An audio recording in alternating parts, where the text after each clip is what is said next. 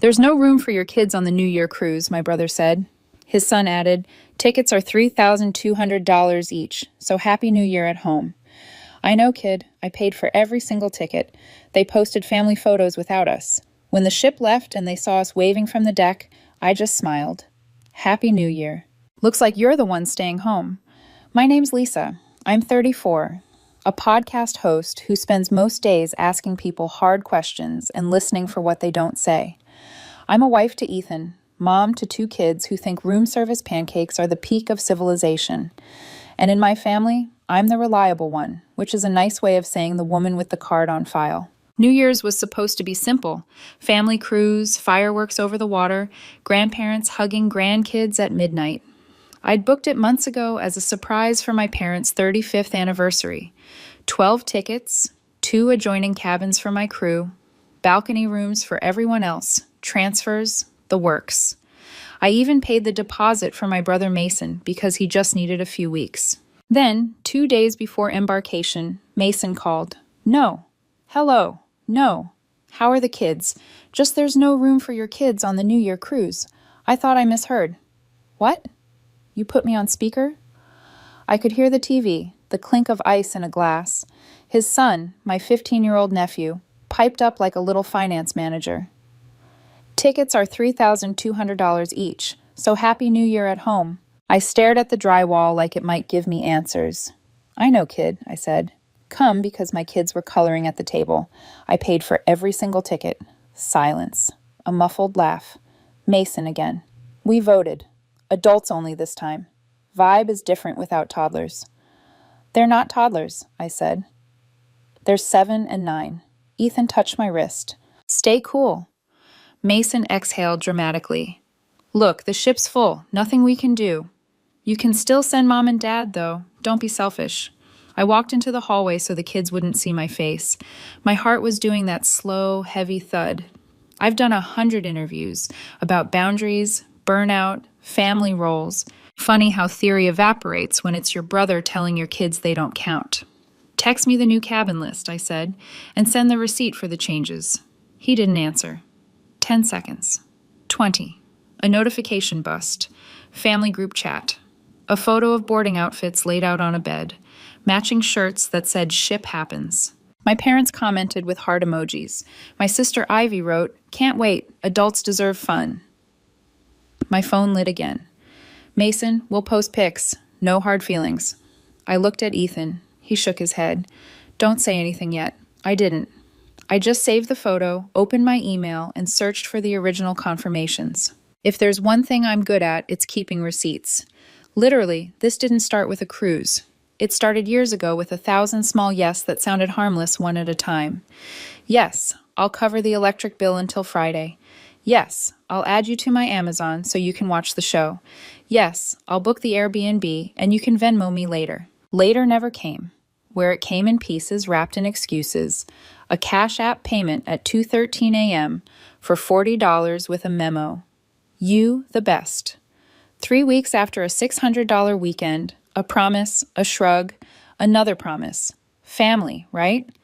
When my podcast took off, the story changed. Suddenly, I made good money, which meant I had a duty to share. Mason said it the loudest, but Ivy was the one who turned it into consensus. We all help each other, she'd say, which always translated to me helping, and everyone else clapping.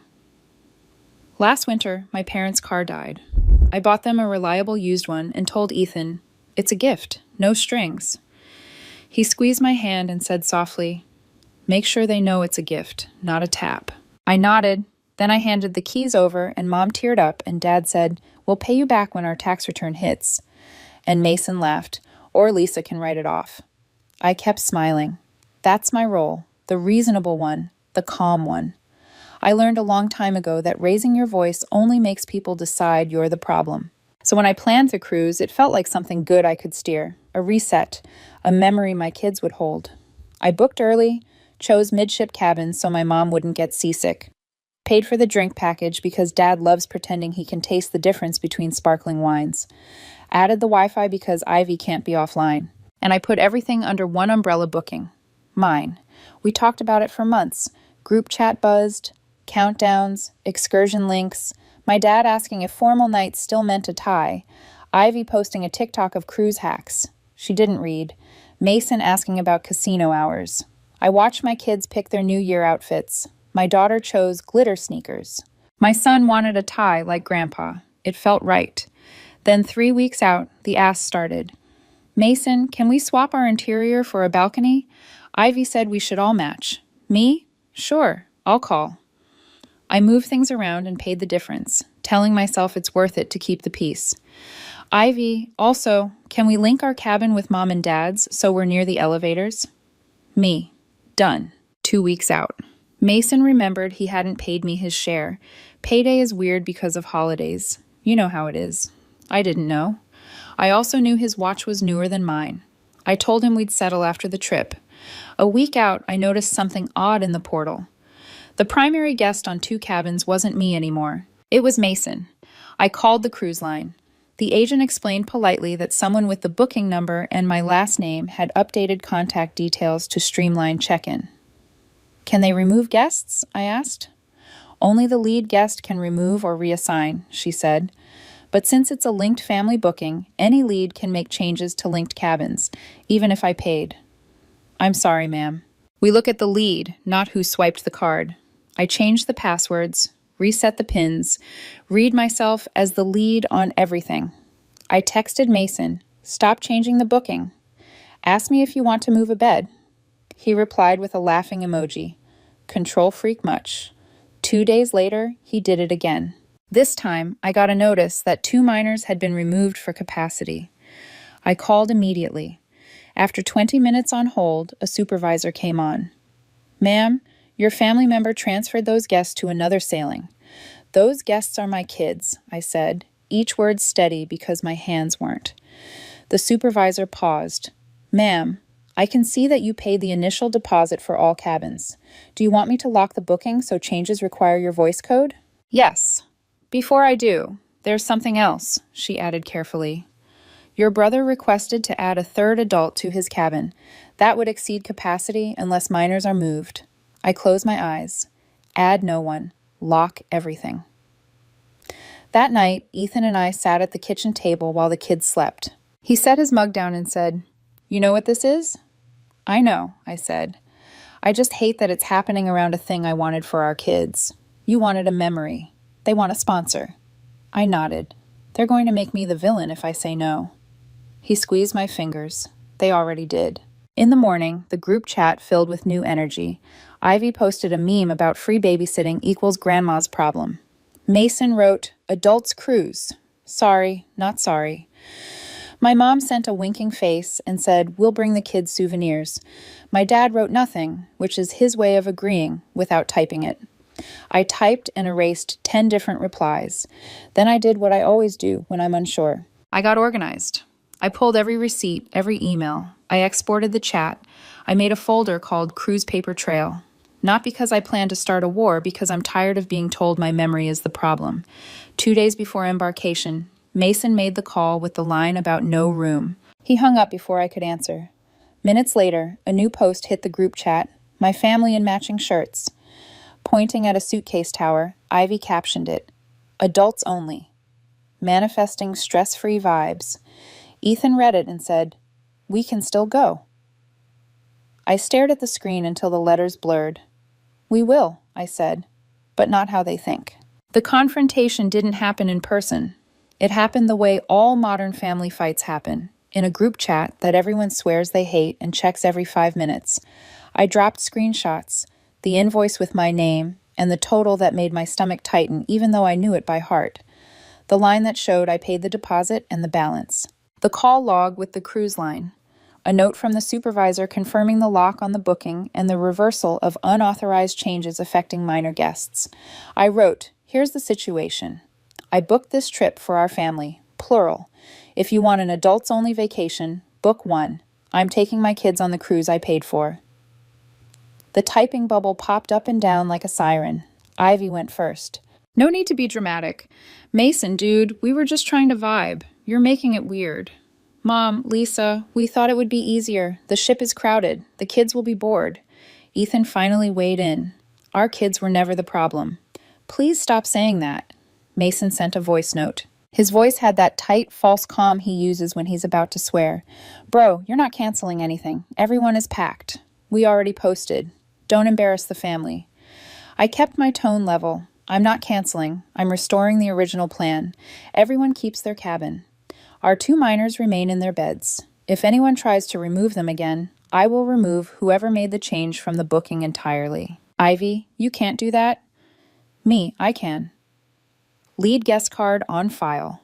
Voice code unlock. Try me. Silence. Then my dad, who never texted during conflict, finally appeared. Son, be reasonable. I felt something settle. Being reasonable got us here. I typed, new rule. I'm done paying for events where my kids are not welcome. Mason, so what? You're holding the trip hostage. Me? No. I'm honoring what I booked. If you want to change the terms, book your own trip. He tried the guilt pivot. This is why we never ask you for anything. I dropped one more screenshot. A spreadsheet of loans and Alvin Venmo notes from the last 3 years. Names blacked out, amounts not. The total at the bottom spoke for itself. Podcast lady made a spreadsheet. Mason wrote, mocking, adult man can read it.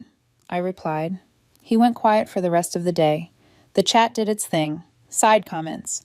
My mom trying to soften. Ivy posting a reel about packing cubes like none of it was happening. I didn't respond again. That night, my phone pinged with a private message from Mason. You're dead to me if you pull anything at the port. I stared at the words until they lost shape. Then I put my phone face down and tucked my kids into bed. My daughter asked, Are we still going on the big boat? Yes, I said. We are. Embarkation morning felt like the start of a road trip when you were a kid. Too bright, too early, coffee and travel mugs. The car smelling like sunscreen and printer ink. My son counted buses out loud. My daughter wore her glitter sneakers and carried a tiny backpack packed only with crayons and a hairbrush shaped like a unicorn. The terminal buzzed with rolling suitcases and squeaky sneakers. The ship loomed like an apartment complex that learned to float. We took a family selfie for us, not for the group chat, and got in line. At security, I saw Ivy first. Head-to-toe neutral palette, giant hat, rolling 2 bags like a runway. She clocked us and blinked like we were a glitch in her camera. Then I saw my parents in matching windbreakers. My dad's grin too wide. And there was Mason, jaw clenched, his teenage son already filming for a story. I nodded. Morning. Mason looked at my kids and then at me. So you're really doing this? We're boarding the cruise I paid for, I said. He smirked. We'll see. I didn't rise to it. We went through the first checkpoint. The agent scanned our passports, smiled at my daughter's unicorn brush, and pointed us toward the escalator. Behind us, I heard raised voices. Ma'am, I'm not seeing a completed check-in for this guest, an agent said. That's impossible, Mason snapped. We did it yesterday. Not with this configuration, the agent replied. You can't have 3 adults in one cabin unless I didn't turn around. I kept walking, Ethan's hand in mine, kids bouncing on their toes. At the final scanner, a supervisor waved us into the priority lane. Ms. Cole, she said, we spoke on the phone. Come this way. Your rooms are ready. We've noted your voice code. No changes without you. Thank you, I said, meaning it. We rode the gangway. The air smelled like salt and new carpet. The ship's horn sounded, and my son hooped like a tiny pirate. I felt the knot in my chest loosen for the first time in days. My phone vibrated nonstop. I ignored it until Ethan gave me a look that said, You'll be thinking about it anyway. I opened the group chat. Photos. They'd started before us. My parents on a bench. Ivy with a latte. Mason captioned a selfie outside the terminal.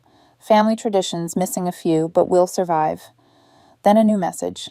They're saying our boarding times got moved. Ivy wrote, We're in some other line now. A few minutes later, Scheiss. Why did my cabin number change from my mom? Then Mason, call me right now. I typed, We just got on. Try guest services. He blew up my phone with calls I didn't take. Finally, a text came through with a photo. A line at a customer service desk stretching like a theme park ride. The caption, They split us up. Ethan raised an eyebrow. I shrugged. I didn't split anyone, I said. I returned everything to the original booking. If they were trying to sneak extra adults or push our kids off the manifest, that's on them. We found our cabins, adjoining doors, 2 towel animals waiting on the beds like polite aliens. The kids ran from balcony to bunk to bathroom like it was a museum built for them. I took a slow breath and let my shoulders drop. An hour later, we were on deck for the sail away. A band played cover songs nobody admitted to knowing the words to. Paper streamers blew sideways. The city slid backward. I leaned on the rail with my kids pointing at tugboats and pelicans. Down on the quay, I saw them, my family, clustered near a fence, phones up, faces screwed into that combination of anger and theater. They pointed at the ship, then at me, then at a paper. Maybe an updated boarding pass, maybe nothing. I waved. Not petty, just present. My daughter waved too because waving is her love language. Mason cupped his hands and yelled something I couldn't hear. His son filmed. Ivy shook her head like a disappointed influencer. My mom dabbed at her eyes. My dad glared. The band hit the chorus. The ship moved. Ethan leaned in. Do you want to go down there? Try to fix it? I looked at my kids. My son held the rail with both hands like he could steer. My daughter's glitter shoes flashed in the sun. I thought of every time I was told to be reasonable, to be quiet, to make it work for everyone, but the people I promised to put first. No, I said, I don't. The horn sounded again. Confetti popped. My phone buzzed with a final message from Mason. You did this. You stranded your own family. I typed back. I offered the original plan. You tried to change the guest list. We're done playing that game. Then I put my phone on airplane mode. We explored. The kids discovered the soft serve machine. We found a quiet corner of the buffet with a view of nothing but ocean. At sunset, the sky did that gradient you can't photograph. My daughter fell asleep at dinner with a noodle stuck to her cheek. Ethan took a picture because we are allowed to keep memories that aren't shared with people who don't deserve them. The next morning, a stack of notifications waited when I turned my phone on for a minute to check the time. Texts, voicemails, posts I was tagged in. Ivy had put up photos of Family Day at the pier with a caption that read, "Sometimes things don't work out, but we make the best of it." The comments were a soup of sympathy and passive aggression.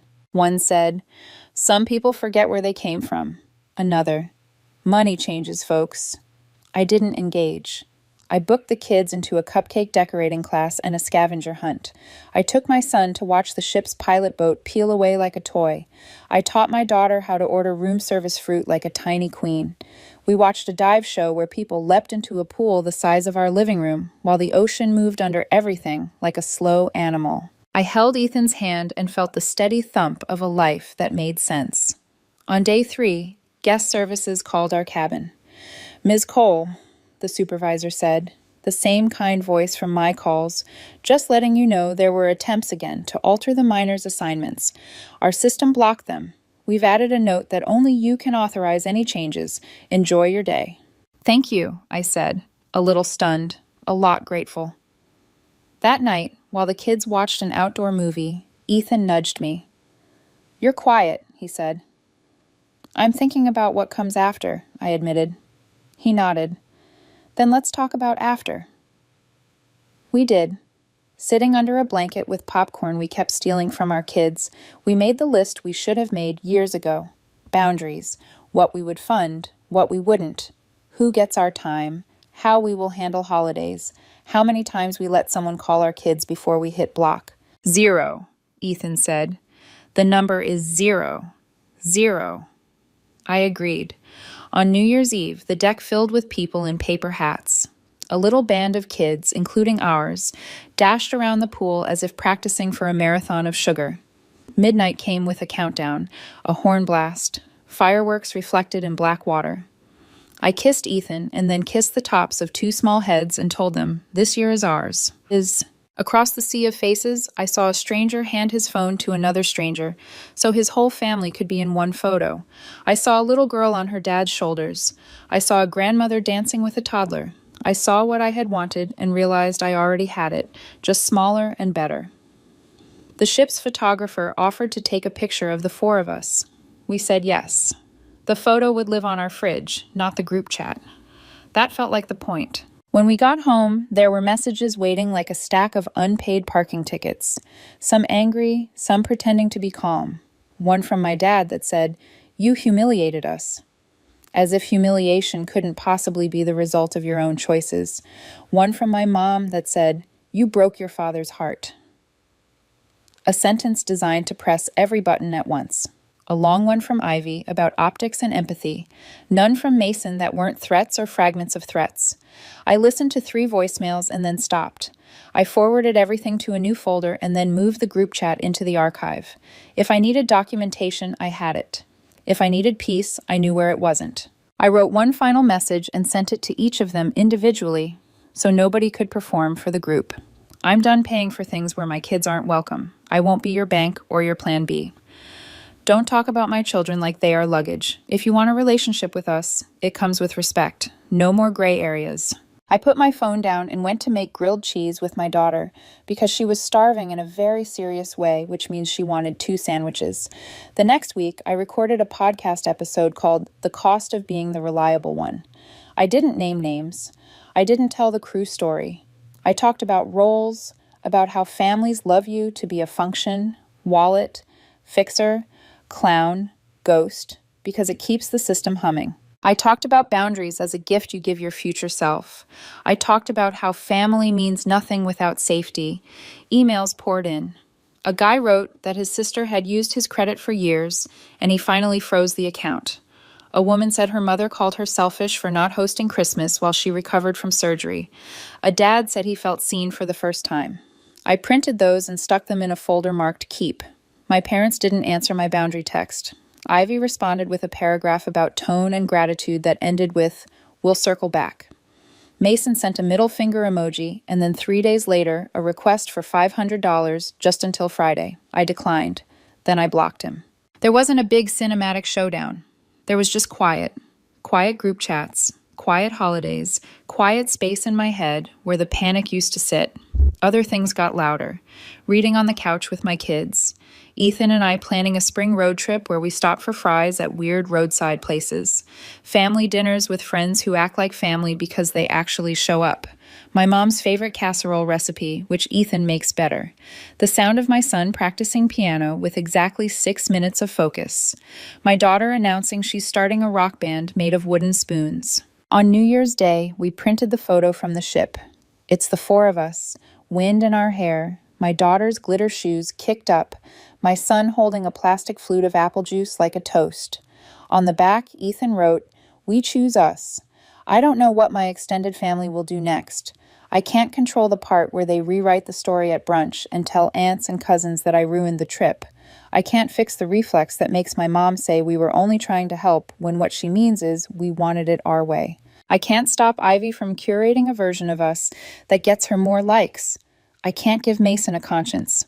What I can do is keep my list, the one from the blanket under the movie screen on the ship. My kids are not negotiable. My marriage is a priority, not a resource. No is a complete sentence. Love is shown by showing up. I choose small, real joy over big, fake optics. The last message I sent said, "When you're ready to come over for dinner and treat our kids like human beings, the door is open. If you're not ready, that's okay. We're not waiting." I stood at the sink and watched my son build a Lego boat on the counter because, for some reason, the counter is the only place you can build a boat. My daughter asked if we can do the big boat again next year. I said, "Maybe," she said, "but only with us." "Only with us," I said. That night, as I set the photo on the fridge, I realized the piece I'd been missing. The happy ending wasn't the ship leaving while I waved at people who chose to stay behind. The happy ending was the weight that finally lifted when I stopped trying to drag them with me. Happy New Year. Looks like we're the ones going forward.